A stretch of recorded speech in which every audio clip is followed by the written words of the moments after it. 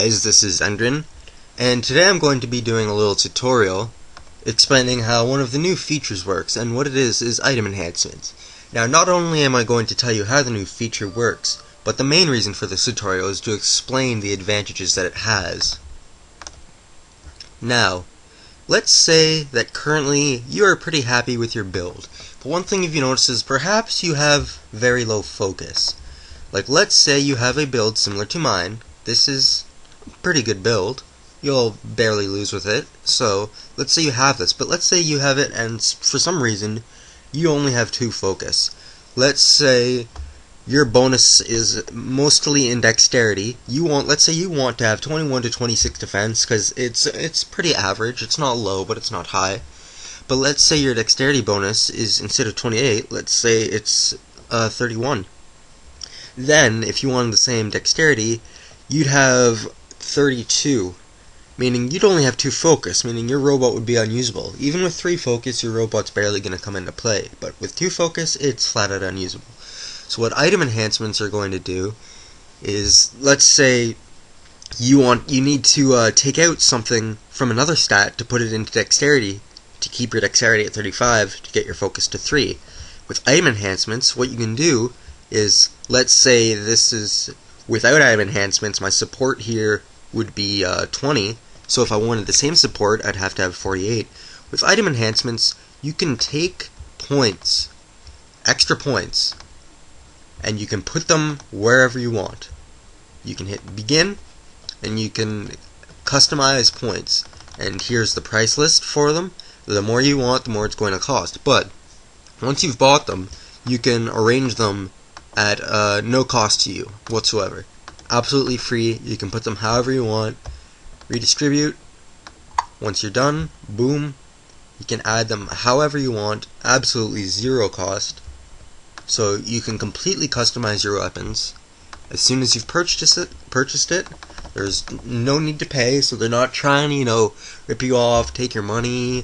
No cost.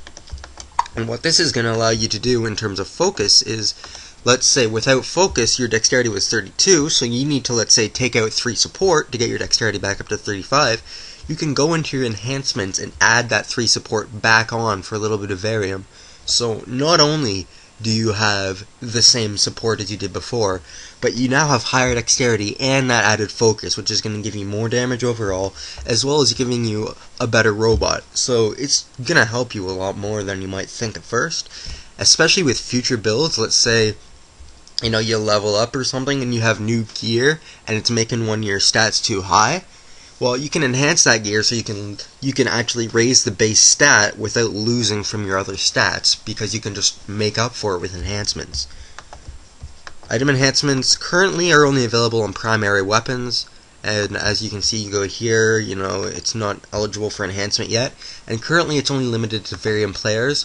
But I'm sure in the future, definitely before they expand enhancements to auxiliary weapons and sidearms, there will most likely be a credit option. Granted, it'll be probably a fairly steep credit price because you don't have to pay any real-life cash. However, that option will probably be there before they expand it to sidearms and auxiliary weapons. Just because if we were able to upgrade, let's say, our Bunnyzookas, our Overlord Cannons, our ACPKs, stuff like that, then the gap between varium and non-varium would increase again. Currently the gap is pretty good because of the rare Maple Cleaver and the new armors, which you can actually buy at the Overlord Guard. They are very close to varium armors. They are only 1 stat point away from being a varium armor. So now free players have a much higher chance of victory against varium players. Granted, these armors are level 28, not level 25, and they have a fairly high credit price. However, most of the people who are concerned about this is going to be the level 31s. Those are the main, 30s, 31, 32s. Those are the main ones who are having problems with the varium to non-varium gap. So if you come into the shop here, you have your Predator armor, your Seraph armor, and your Power armor, which is just up here. And what this does is it has +6 defense or resistance, and it gives you 11 stat points. The varium armors give you 12. They do cost 19,000 credits, but if you've been battling a lot, 19,000 credits is no problem for you. So this is going to really start closing the gap.